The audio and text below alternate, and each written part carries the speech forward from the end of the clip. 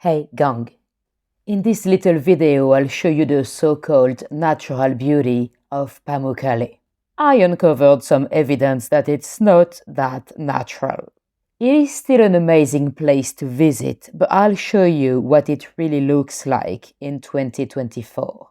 Because a lot of the travel agencies are still using pictures from 20 years ago. We spent 24 hours in Pamunkkale. We got there with a bus from Denizli. Even at night, it's beautiful. Pamunkkale in Turkish literally translates into cotton castle. The hill is covered by calcium carbonate, looking a bit like snow from the distance. But it is a hard, rocky texture, created with the deposits of the hot springs. I woke up very early to go on a hot air balloon to see the sunrise. I did the balloon, my friend went paragliding instead. After quite a bit of negotiating, I got the balloon ride for $75. You can pay in dollars, you can pay in euros, you can even pay in British pounds. I'm not an economist, but I think that's not very good for the Turkish lira. Once you start taking so many transactions in foreign currencies, obviously your money is not doing great. I wanted to do the balloon because I had never been on a balloon. I had been paragliding before. Although $55 for paragliding, it's very cheap. Apparently my friend said it was crap. It lasted less than 10 minutes, literally just down the hill. And allegedly the paragliding instructor was not paid. He would only make money from the photos he sells you. So I'm very glad I picked the balloon ride. If you are planning a trip, bear in mind I got it for $75 because it's November, it's a bit off-season. In the summer it could be hundreds. I think they have a cap on how many balloons they can have flying on a day, so prices go up when it's busy. In November the sunrise was at 6:45, so I didn't have to wake up too early, but it might be very early in the summer.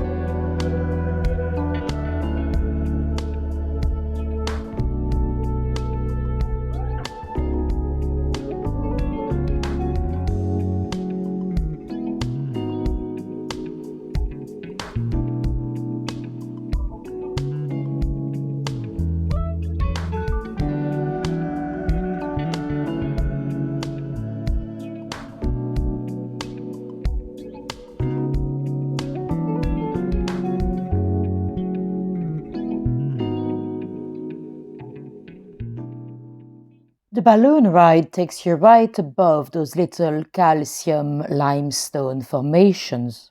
And you can see all those little pools, or what used to be pools. And you can see how some of them, at least the oldest one, would have formed somehow naturally. With the hot water coming down from the 17 hot springs. And hot water has a higher deposit of calcium carbonate. That's why you get it in the washing machine or in the shower. You can see all those little formations, they're called travertines. It is stunning, it is a World Heritage Site now. And surprisingly, it was not too cold up there compared to the ground, because it was very cold in the morning. As much as it warms up a lot at daytime in November early morning, it is very cold. The views were amazing. I did another balloon ride later on in Cappadocia, which is the original place of the balloon rides. I'm not even sure which one I preferred. But once we started flying over those little pools that are still visible today, I was like, hold on, that's man-made. It's literally one strip with all those little thermal pools, those travertines, all in a line with all very similar shapes. And I was like, this doesn't look natural at all. And I found out they are not. Those were man-made in the 70s. They are the only ones you can access today. All the other ones are dried and you cannot access them anyway. I'm pretty glad I've seen it from above before to get into the Pamunkkale National Park. Otherwise, I would have been looking for those little pools forever. When they are only about 8, maybe 9 at the time being, here they are. Don't get me wrong, it's still nice, it's beautiful, but it's very different from what you might expect. Because when you go online or if you go into any of those travel agents, you'll see those pictures with hundreds of little travertines. As far as I can see. You know, pictures like this. Or this. Well, I'm afraid those images were taken about 20 years ago. It's much, much drier today. But all the travel agents or all the booking platforms for expeditions or anything like that, they'll still be using those photos. After the balloon ride, we had fake champagne. Yay! It was basically just soda. Then quick breakfast. The breakfast menu, by the way, in Turkey, it's pretty much the same as dinner. French fries and everything. Then time to get into the Pamunkkale National Park. There are 3 different entrances. We took the one from the bottom, which is probably more used as an exit, to be honest. But that was great because most people enter from the top on a coach or stuff like that, so it was very quiet at first. Once you enter the park and have to walk on those beautiful white formations, you need to remove your shoes. If, like me, you go early, beginning of November, you might want to keep your socks on. Because the ground was actually freezing. It can also be a little painful. Parts of the formations are quite soft, but some of them are a bit grainier. Also, if like me you are a budget traveler, you might want to get some snacks with you. And drinks. Because in the park, drinks and food are very expensive. To give you an idea, a pomegranate juice would be 200 liras, nearly 5 British pounds, when it'll be a quarter of that price in town. At the time of recording, so that's November 2024, the price to enter Pamunkkale is €30. That does not include the Cleopatra's swimming pool. You'd have to add another 340 liras for that, about £9. I think this used to be 3-4 times cheaper just a few years ago. But hey-ho. If you're not particularly agile or you cannot really go up for a climb, then you probably want to use the entrances at the top. I put my socks back on, and that was much better.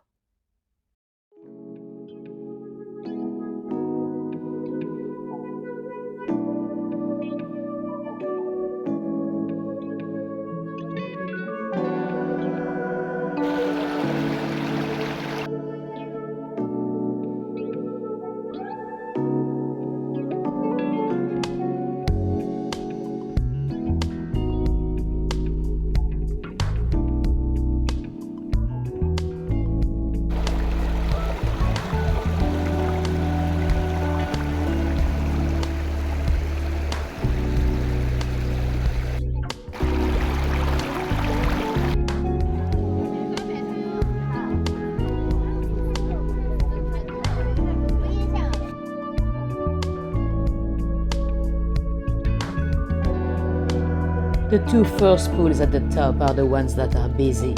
because most people don't actually go all the way down.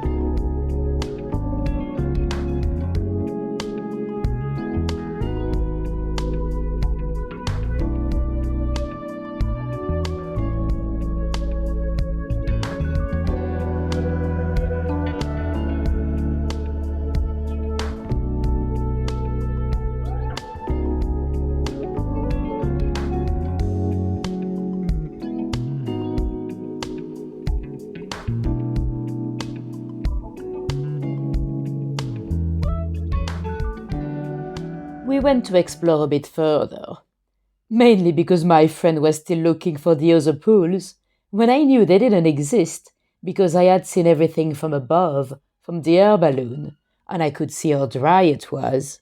I hear that there might be a bit more water after a lot of rain. But as we went around to the back, where people don't go as much, we saw those fake travertines. Please don't try to tell me this is natural. It is concrete. And look what we uncovered. This. This is like the stuff, in the 90s when you broke your arm. They'll place those kind of stuff to make a plaster.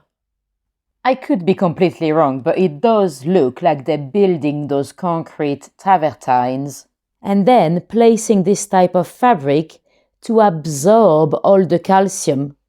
And they've got all this little piping work to canalize the water from the spring. I obviously have no idea how much water is still coming out of that spring, but they divert the flow to be able to flow it in the areas they want to work on. So they bring the water in the areas where they want more carbonate and minerals deposit. The water is a little bit warm, so I'm guessing it's still coming from the hot springs, but they're literally giving nature a little helping hand. Now, I don't know why it's dried up so much over the last 20, 40, 50 years. What I heard from the locals is that in the 70s they had built a hotel at the top of the hill, and that hotel was stealing some of the water, but that they had to destroy that hotel anyway to be classified as a UNESCO World Heritage. That would make sense, but that was like 50 years ago now. Would it really still influence the water today? I also read that it might have been due to seismic activity. That would make sense, and it's probably a mix of both reasons anyway. Anyway, this is the necropolis. So this is a huge antique cemetery. It is the resting place of the residents of the ancient Greek city of Hierapolis, built on top of the travertines.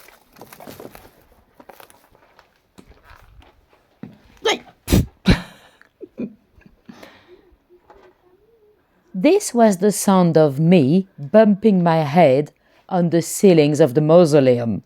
I nearly died in a grave. So with the same ticket you can visit all the ruins of Hierapolis. There's quite a lot to see. Although I have to confess, having visited Ephesus the day prior, I had a bit of an overdose of ruins.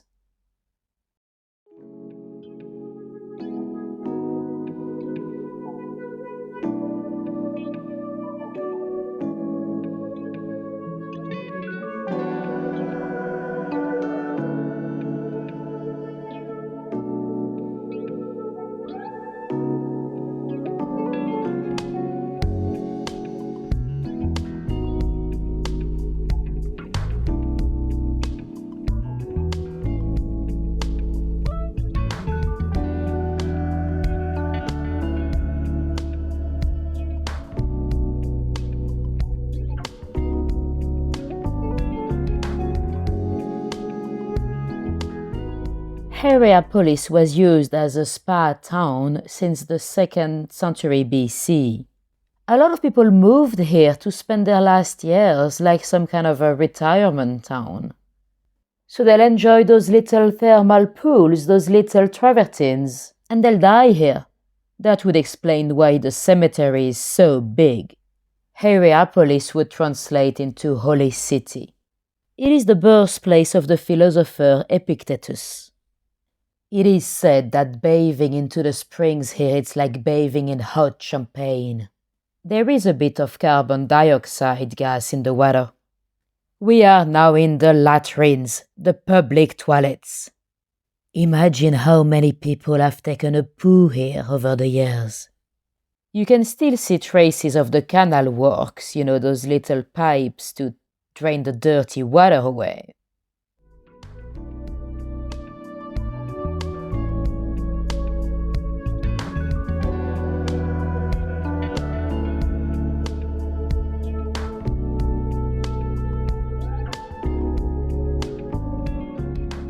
Here is the amphitheater.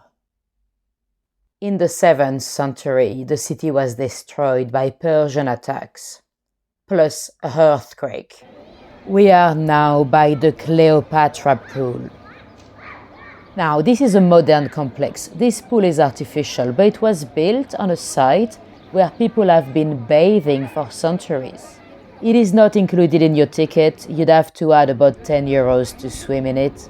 I did not. Apparently, it used to be only €1 just a few years ago, but everything has gone up in Turkey. According to some version of the story, Cleopatra used to swim here. Now, I found another version of the story that makes a bit more sense to me. Apparently, one day, Cleopatra came to visit Ephesus. She was a very capricious queen, and she wanted a bath. A subject had a brilliant idea. Just a few hours away, you had those ancient springs. A spa town. So they galloped here to get some water into citerns. They ran her a bath in Ephesus. She loved it, she applauded. It is said that after that day, she started bathing into milk instead. The water is about 36 degrees Celsius and is full of health benefits. For your skin, your stomach, against cardiovascular problems. This is the museum part, also accessible with your ticket. I hope you enjoyed that little video. Little disclaimer. All the prices I've told you were in November 2024. Things tend to change very quickly here. And if you wanted to see a bit more from me on YouTube, do check out my live section. Most of what I do is actually live streaming. So overall, Pamunkkale is a magical place. It is still well worth a visit, but make sure you manage your expectations before to go.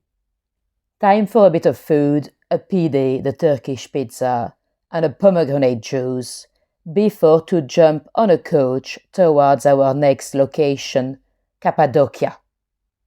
Make sure you check out that video as well. Bye!